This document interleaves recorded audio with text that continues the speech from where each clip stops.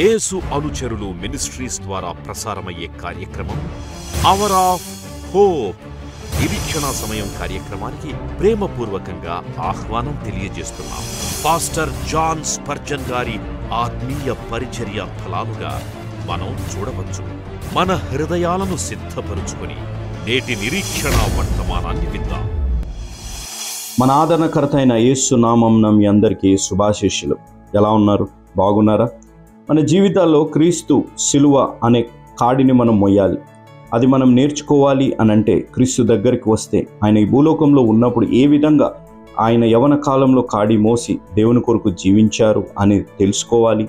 మన జీవితాల్లో మన సంతానమును సదాకాలము సంతోషంగా ఉండి దేవుడిచ్చిన వాగ్దానం మన జీవితాల్లో నెరవేరాలి అనంటే రక్షణ సువార్త విని రక్షణ పొందాలి. ఈ రక్షణ పొందడం ఎంతో అమూల్యమైనది. ఆ రక్షణ అనే శిరస్త్రాణమును మనం ధరించుకొని మనం జీవించాలి. ఇంత గొప్ప ఆత్మీయ సత్యాన్ని తెలుసుకోవాలి అనంటే ఈ రక్షణ సువార్త విని రక్షణ పొందడం ద్వారా ఇంకొంతమంది రక్షణ పొందిన వారు కూడా ఇది మర్చిపోయి జీవించడం ద్వారా జరుగుతుంది. కాబట్టి వీరు వెళ్ళలేకపోయినా వెళ్ళేలాంటి యేసు అనుచరుల పరిచయం ప్రోత్సహించి బలపరిచిన మా ప్రియులు, మా ఆప్తులు, మా సహోదరి సిస్టర్ శోభా రాణి గారు, వారు మార్కాపురం వాస్తవ్యులు. శోభా రాణి గారి తండ్రి గారి కొరకు, వారి సహోదరుల కొరకు ప్రత్యేకంగా ప్రార్థిస్తాం.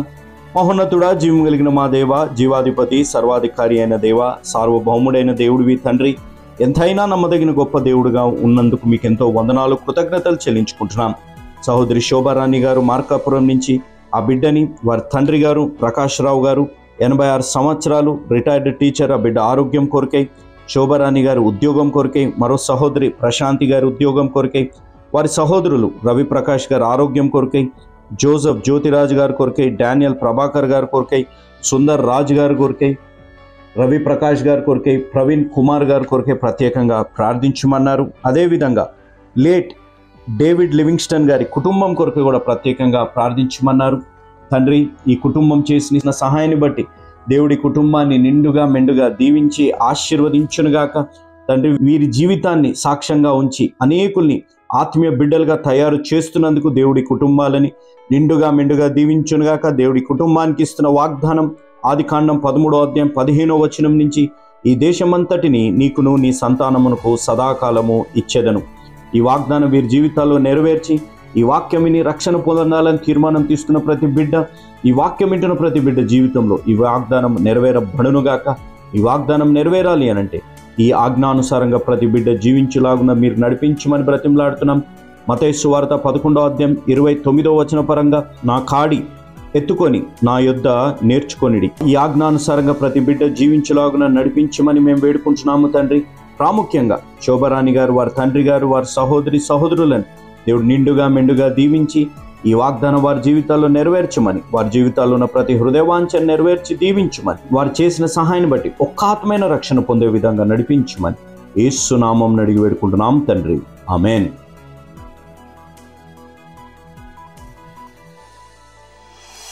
Praise the lord. ఈ సాయంకాల సమయంలో ఈ రీతిగా మీ గృహాలను దర్శించే కృపను ప్రభువారు అనుగ్రహించినందుకు దేవాతి దేవునికి వందనాలు చెల్లిస్తున్నాను. అన్నట్టు మమ్మల్ని ప్రేమతో మీ గృహాలకు ఆహ్వానించినందుకు కూడా నిండు హృదయంతో మీకు వందనాలు చెల్లిస్తున్నాను. ప్రార్థన చేసుకుని ఈరోజు కార్యక్రమాన్ని మనము ప్రారంభించుకుందాం. ఈరోజు స్పాన్సర్ చేసిన కుటుంబాన్ని గురించి ప్రత్యేకంగా నేను ప్రార్థన చేయాలని ఆశపడుతున్నాను. వారిని దేవుడు దీవించి బహుగా ఆశీర్వదించునుగాక. ఎందుకు బహుగా ఆశీర్వదించునుగాక అంటున్నాను అనగా, లక్షలాది కోట్లాది ప్రజలు దేశ విదేశాల్లో ఈ రక్షణ వర్తమానాన్ని వింటున్నారు. ఈ వర్తమానాన్ని విని అనేకులు రక్షింపబడుతున్నారు, అనేక కుటుంబాలు కట్టబడుతున్నాయి. నిస్పృహ, నిరాశ, కృంగుదలలో ఉన్న వారికి ఒక నిరీక్షణ కలుగుతుంది, క్రీస్తులో నిరీక్షణ. కాబట్టి ఎన్ని ఆత్మలైతే రక్షింపబడుతున్నాయో ఈరోజు, ఎన్ని కుటుంబాలైతే కట్టబడుతున్నాయో, ఆ కుటుంబాలు అన్నిటిలో ఏ కుటుంబాలైతే కట్టబడుతున్నాయో వారన్నిటికి ఈరోజు స్పాన్సర్ చేసిన వారి కుటుంబం జాబితాలో చేరుతుంది. కాబట్టి ఇంకా ఎవరైనా ప్రేరేపించబడితే, పరిశుద్ధాత్మ దేవుని ద్వారా ప్రేరేపించబడితే, మీ బర్త్డే కానీ యానివర్సరీ కానీ ఎనీ అకేషన్, లేకపోతే జ్ఞాపకార్థం, తల్లిదండ్రులు, తోబొట్టులు, లేకపోతే భార్య, భర్త ఎవరన్నా కావచ్చు, any occasion is a occasion to spread the gospel. అనగా ఏ అకేషన్ అయినప్పటికీ కూడా సువార్తను వెదజల్లే ఉద్యమంలో మనం పాలుభాగస్తులుగా ఉండొచ్చు. ప్రార్థన చేసుకుందాం. ప్రేమగల మా తండ్రి, మహాపరిశుద్ధ మా ప్రభువా, ఆయన కార్యక్రమం ప్రారంభించుండగా ప్రభువా నాతో మాతో మీరు మాట్లాడండి. వీక్షిస్తున్న ప్రతి బిడ్డను ప్రభువా నాయన మీరు దర్శించండి. వారి అవసరతలు వారి అక్కర ఏమై ఉన్నాయో నాకు తెలియదు, కానీ సర్వంతర్యామి ప్రభువా నాయన ప్రతి నాయన పరిస్థితిని చూచే దేవుడు కాబట్టి ప్రభువా నాయన అనారోగ్యంగా ఉన్న వారికి ప్రభువా ఆరోగ్యాన్ని ప్రసాదించండి. అప్పుల బాధలు ఉన్న వారికి ప్రభువా పరిష్కారం దయచేయండి. నాయన హృదయ వేదన ఉన్న వారికి ప్రభువా ధైర్యాన్ని మీరు ప్రసాదించండి. ఈరోజు మేము ధ్యానించబోతున్న వాక్యము ద్వారా నాతో మాతో మీరు మాట్లాడమని మీ కుమారుని యేసు ప్రభు వారి అతి శ్రేష్టమైన నామములో అడిగి వేడుకుంటున్నాను తండ్రి, ఆమేన్. నాతో ప్రార్థనలు ఏకీవించిన ప్రతి ఒక్కరిని దేవుడు దీవించి ఆశీర్వదించును గాక. ఈరోజు అంశము వాగ్దానము నెరవేర్చే దేవుడు. మనకు దేవుడు ఏ వాగ్దానం అయితే ఇస్తాడో ఆ వాగ్దానాన్ని నెరవేర్చే దేవుడు. అనేక సార్లు మన జీవితంలో వాగ్దానము నెరవేర్చబడుట కొంచెం ఆలస్యం అవుతుంది. ఫర్ ఎగ్జాంపుల్, మీరు ఆరోగ్య విషయంలో ప్రార్థన చేస్తున్నారు అనుకోండి, మీకు స్వస్థత వచ్చుటలో కొంచెం ఆలస్యం కావచ్చు. వివాహ విషయంలో ఆలస్యం కావచ్చు. మీరు బిడ్డలు కావాలని అనేక సంవత్సరాలు గుండా ప్రార్థన చేస్తూ ఉంటే బిడ్డలు విషయంలో ఆలస్యం కావచ్చు. ఉద్యోగ విషయంలో ఆలస్యం కావచ్చు. వివాహ విషయంలో ఆలస్యం కావచ్చు. జాగ్రత్త వినాలి. ఆలస్యం అయినప్పటికీ కూడా మరిచే దేవుడు కాదు. ఇంకో మాట చెప్పాలా, ఆలస్యమైనా సరే అలక్ష్యము చేసే దేవుడు కాదు. నేను ఎప్పుడు ఈ మాట చెబుతూ ఉంటాను. Our delays are not denials, but delays are an appointment with God. అనగా దేవుడు ఎప్పుడైతే కొంచెం ఆలస్యం చేస్తున్నాడో, లేకపోతే అది మన జీవితంలో జరగదు ఇంకా అని కాదు, కానీ ఎప్పుడైతే ఆలస్యం చేస్తున్నాడో దేవుడు ఒక గొప్ప ప్రణాళిక కలిగి ఉన్నాడు. ఆలస్యంలో కూడా ఒక మేలు దాగి ఉందని ఈ రాత్రి మీరు గమనించాలి అని దేవుని సేవకుడిగా నేను జ్ఞాపకం చేస్తున్నాను. మంచిది, ఈరోజు వర్తమానంలోకి మనం వెళ్దాం. బైబిల్ తెచ్చుకున్నవారు నిర్గమాకాండము 3వ అధ్యాయం, నిర్గమాకాండము 3వ అధ్యాయము 16-17 వచనాలు. నీవు వెళ్ళి ఇశ్రాయేలు పెద్దలను పోగు చేసి నీ పితరుల దేవుడైన యెహోవా అనగా అబ్రహాము ఇస్సాకు యాకోబుల దేవుడు నాకు ప్రత్యక్షమై ఇట్లా నేను మిమ్మును ఐగుప్తులో మీకు సంభవించిన దానిని నిశ్చయముగా చూచి తిని ఐగుప్తు బాధల నుండి పాలు తేనెలు ప్రవహించు దేశమునకు అనగా కానానీయులు, హిత్తీయులు, అమోరీయులు, పెర్జీయులు, హివ్వీయులు, ఎబూసీయులున్న దేశమునకు మిమ్మును రప్పించినని వారితో చెప్పుము. చూసారు, మనం చదివిన ఈ 2 వచనాల్లో నుంచి 3 ఆధ్యాత్మిక సత్యాలు మీకు ఇస్తాను. ఇక్కడ మనం చూసినట్లయితే కొంచెం మీకు ఇంట్రడక్షన్ ఇస్తాను చూడండి. ఇక్కడ మనం చూసినట్లయితే యెహోవా దేవుడు ఏం చేస్తున్నాడు అనగా ఎవరితో మాట్లాడుతున్నాడు? మోషేతో మాట్లాడుతున్నాడు. మోషేతో మాట్లాడుతూ ఒక మాట అంటున్న రీతిగా దేవుని వాక్యంలో మనం చూడగలం. చూడండి అమ్మా, మళ్ళీ ఒకసారి 16వ వచనం చదువుతాలి. నీవు వెళ్ళి జాగ్రత్త వినాలి. ఇశ్రాయేలు పెద్దలను పోగు చేసి మీ పితరుల దేవుడైన యెహోవా అది ఒక నిమిషం అమ్మ, మీ పితరుల దేవుడైన అబ్రహాము, ఇస్సాకు, యాకోబాని జ్ఞాపం చేస్తున్నాడు. అంటే ఈరోజు నేను చెప్పాను చూడు, వాగ్దానము నెరవేర్చే దేవుడు. మోషేతో మాట్లాడుతూ యెహోవా దేవుడు చెప్తున్న మాట, నువ్వు ఇశ్రాయేల్లో ఉన్న నాయకులందరినీ పోగు చేసిన తర్వాత, నువ్వు పోగు చేసిన తర్వాత నువ్వేం చేయాలి అనగా అబ్రహాము దేవుడు, ఇస్సాకు దేవుడు, యాకోబు దేవుడు అయిన నేను చెప్పబోయే విషయం వారికి తెలియజేయాలి. ఈ సాయంత్రం వాక్యం వింటున్న ప్రియులు గమనించవలసిన విషయం, అనేక సార్లు మన జీవితంలో ఏదైనా ఆలస్యమైంది అనుకోండి, లేకపోతే మన జీవితంలో రావాల్సిన జవాబు సమయానికి రాకపోతే పరిశుద్ధాత్మ దేవుడు దేవుని వాక్యం ద్వారా, లేకపోతే ఈ వర్తమానము ద్వారా, ఈ నిరీక్షణ సమయం కార్యక్రమం ద్వారా, బైబిల్ సమయం కార్యక్రమం ద్వారా, లేకపోతే సమాధాన సమయం కార్యక్రమం ద్వారా అనేక సార్లు అబ్రహాము దేవుడు, ఇస్సాకు దేవుడు, యాకోబు దేవుడు అని జ్ఞాపం చేస్తూ ఉంటాం. ఎందుకు అనగా అలనాడు అబ్రహాము వాగ్దానము నెరవేర్చిన దేవుడు, అలనాడు ఇస్సాకుతో చేసిన వాగ్దానము నెరవేర్చిన దేవుడు, అలనాడు యాకోబుతో వాగ్దానము చేసిన దేవుడు, నెరవేర్చిన దేవుడు ఈరోజు కూడా మోషేతో మాట్లాడుతూ ఇశ్రాయేలు ప్రజల పట్ల ఆయన వాగ్దానాన్ని నెరవేర్చాలని ఆశపడుతున్నాడు. వాక్యం వింటున్న ప్రియులు గమనించవలసిన విషయం, వాగ్దానం ఇచ్చిన దేవుడు నమ్మదగిన దేవుడు. నేను వాగ్దానం ఇచ్చి ఒక తండ్రిగా, భర్తగా, దేవుని సేవకుడుగా నేను ఏదైనా వాగ్దానం చేసి మర్చిపోతానేమో, లేకపోతే నేను ఏదైనా వాగ్దానం చేసి నేను దాన్ని నెరవేర్చనేమో, కానీ ఎవరు వాగ్దానం చేసి నెరవేర్చినా నెరవేర్చకపోయినా ఈ మాట మీరు జ్ఞాపకం చేసుకోవాలి. మనము సేవించే దేవుడు, పూజించే దేవుడు, ఆరాధించే దేవుడు, అనుసరించే దేవుడు, యేసు ప్రభు వాగ్దానం ఇచ్చిన దేవుడు, నమ్మదగిన దేవుడు. If he has given a promise, he is a promise keeping God.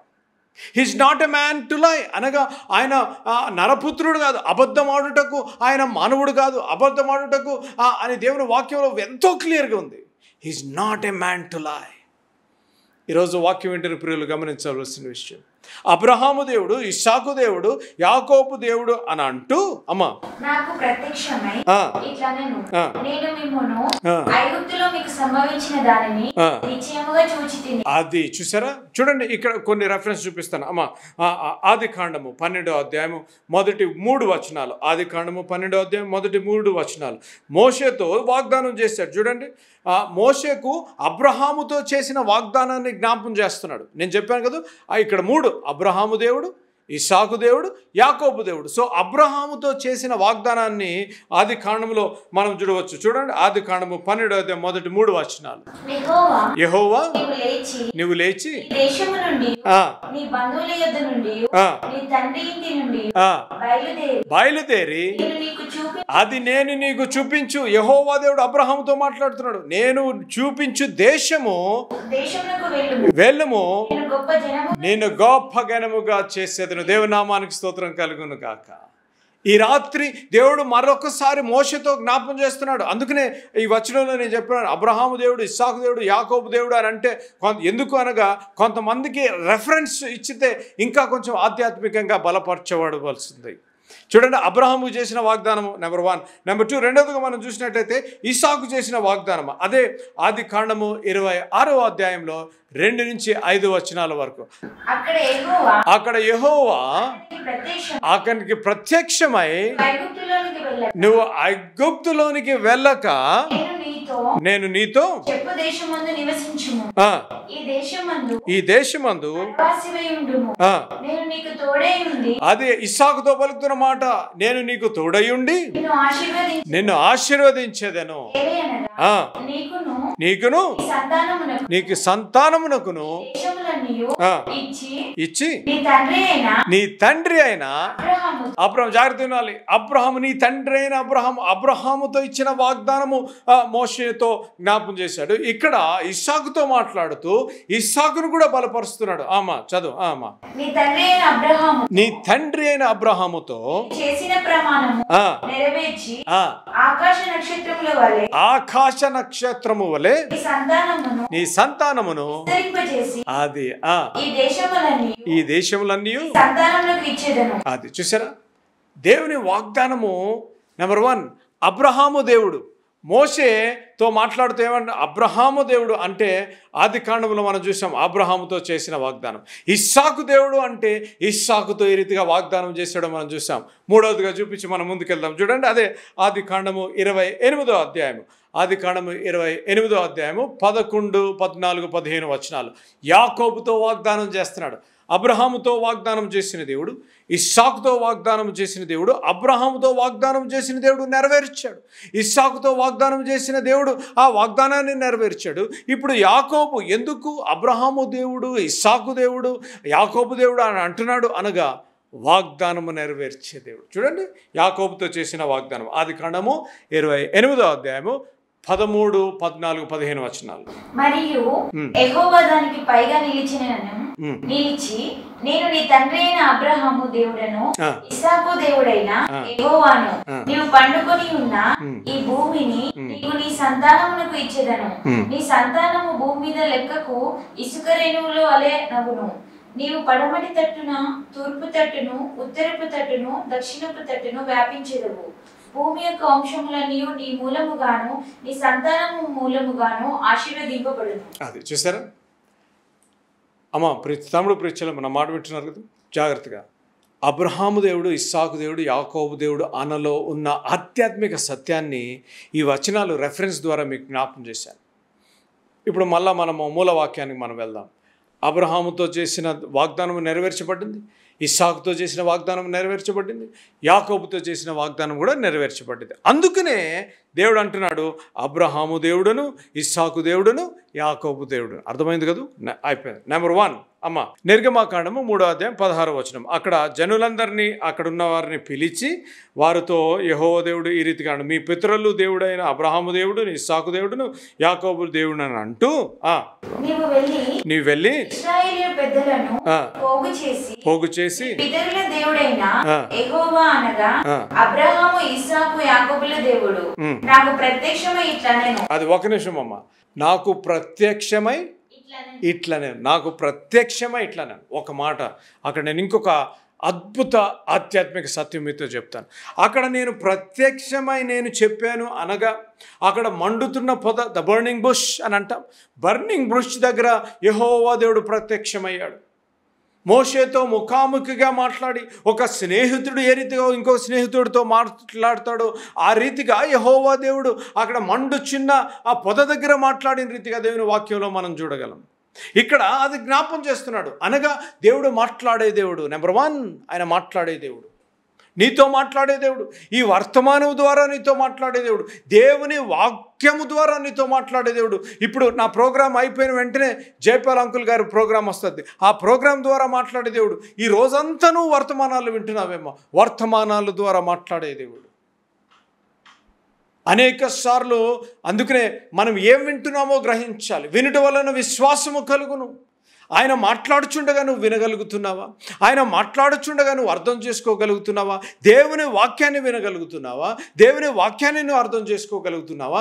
దేవుని వాక్యాన్ని నువ్వు నమ్మగలుగుతున్నావా? విన్న వాక్యాన్ని నువ్వు నమ్మగలుగుతున్నావా? అనేక సార్లు ఎవరైనా ఏమన్నా చెప్పాలి అంటే ఏం చెప్పాలో తెలియదు. అటువంటి పరిస్థితుల్లో దేవుడు మాట్లాడే దేవుడు. ఇక్కడ జ్ఞాపం చేస్తున్నాడు, నేను నీతో మాట్లాడాను కదా, మోషేతో మాట్లాడాను కదా అనగా దేవుడు మాట్లాడి మనకి ఆ జ్ఞాపం చేసే దేవుడు అన్నమాట. Hour God is a God who reminds.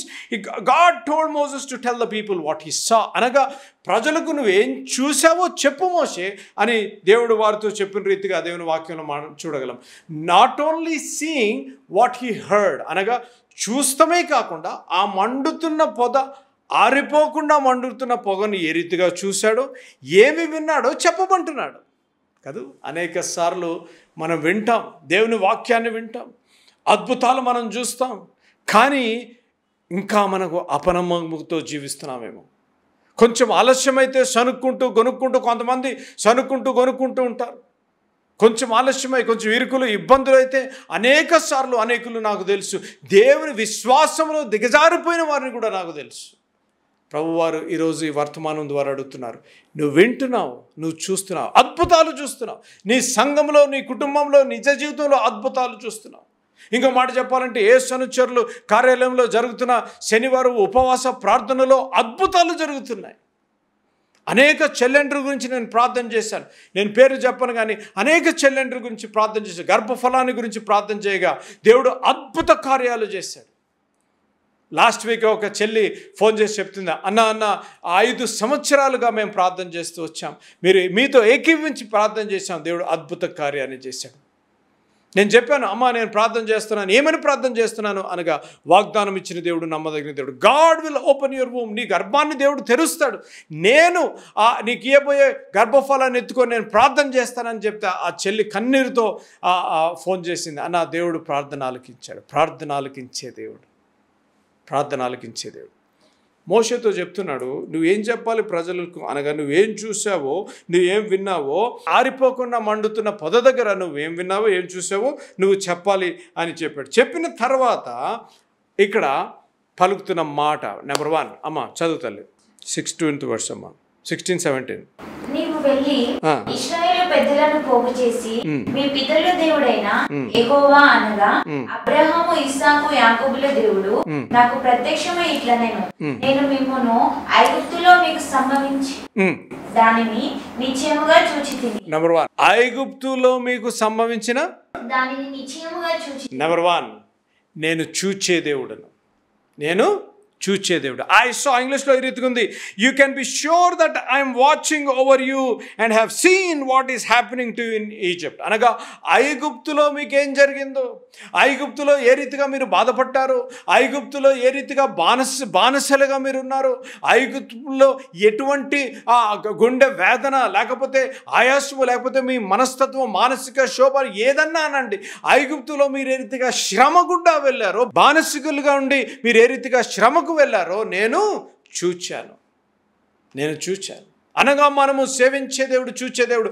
ఈరోజు ఆధ్యాత్మిక సత్యాన్ని మీరు గమనించాలి. నువ్వు ఎటువంటి పరిస్థితులు గుండా వెళ్తున్నావు, నువ్వు కన్నీరు కారుస్తున్నావేమో, వివాహంలో సమస్యలు, చెప్పుకోలేని సమస్యలు, ఎవరికి చెప్పుకుంటే ఎవరు తీరుస్తారన్నా, నేను సతమతమవుతున్నాను, వివాహంలో కష్టం ఉంది, ఇంకా సంసారం నేను చేయలేను, ఈ భర్తను అర్థం చేసుకోలేను, ఈ భార్యను నేను అర్థం చేసుకోలేను, నా హృదయం గాయమైంది, నేను అనరాని మాటలు అంటున్నారు, నేను ఎక్కడికి వెళ్ళాలి అని అనుకుంటా తమ్ముళ్ళు చెల్లెలతో ఈ రాత్రి ఒక శుభకరమైన వార్త, ఆయన చూచే దేవుడు, నీ కన్నీరు చూచే దేవుడు, నీ గుండె వేదనను చూచే దేవుడు, నీకున్న మానసిక క్షోభను చూచే దేవుడు.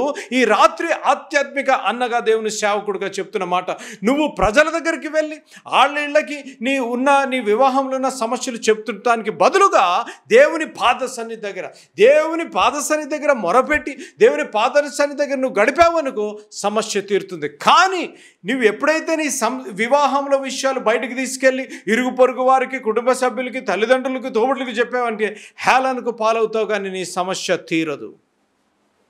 నేను ఇంకో సైడ్ చెప్తాను, ఎప్పుడైతే ఈ సమస్య ఇంకా నేను తట్టుకోలేను అని అనగా నీకు ఎవరి సహాయం కావాలి అనగా దేవుని వాక్యంలో పరిపక్వత ఉన్నవారు, దేవుని సేవకుల్లో దీర్ఘమైన కాలి సేవ చేసిన వారికి వారి సలహా తీసుకోవాలి, కానీ ఎవరికి పడితే వాళ్ళకి చెప్పేయకూడదు.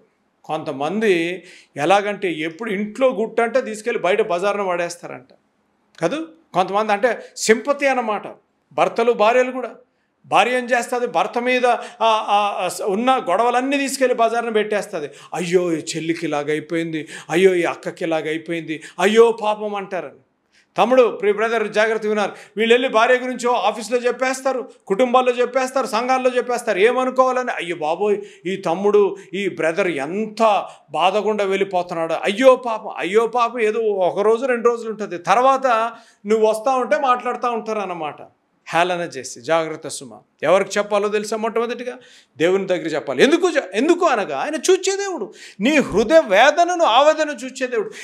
నువ్వున్న పరిస్థితులు గుండా నీ హృదయం గాయమైందేమో, నీకున్న సంబంధము, నీకున్న రిలేషన్షిప్, లేకపోతే నీ కుటుంబంలో ఒక తోబుట్టువుగా, లేకుంటే అన్నగా, చెల్లిగా, తమ్ముడుగా, తండ్రిగా, లేకపోతే తల్లిగా నీ హృదయము గాయమైందేమో.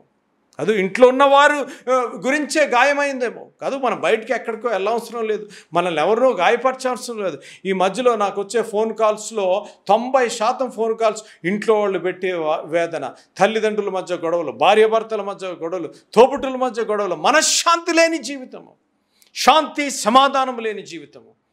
ఈ రాత్రి దేవుని సేవకుడిగా చెప్తున్న మాట, నీ సమస్యను చూచే దేవుడు. అలనాడు మోషేతో ఆ మండుతున్న పొద ద్వారా మాట్లాడిన దేవుడు ఈరోజు మరొకసారి జ్ఞాపం చేస్తున్నాడు. నువ్వు ఐగుప్తులో ఎటువంటి కష్టము, అమ్మ వింటున్నావు కదా ప్రియ తమ్ముడు, ప్రియ చెల్లెమ్మ, నీ కుటుంబంలో, నీ నిజ జీవితంలో, లేకపోతే నీ వివాహంలో, నీ సేవలో ఎటువంటి నరక వేదన, ఇంక లోతైన మాట వాడుతున్నాను, ఎటువంటి నరక వేదన, ఎటువంటి గుండె ఆయాసము, బదలైపోయిన పరిస్థితులు గుండా నువ్వు వెళ్తున్నావో, ఎటువంటి నిందలు మోస్తున్నావో, నువ్వు చేయనప్పటికీ కూడా నీ మీద నింద వేస్తున్నారేమో, ఆ నింద మోస్తుంటే ఈ రాత్రి నేను చెప్తున్న మాట, దేవుడు నిన్ను చూచే దేవుడు. దేవుని నామానికి స్తోత్రం కలుగును గాక.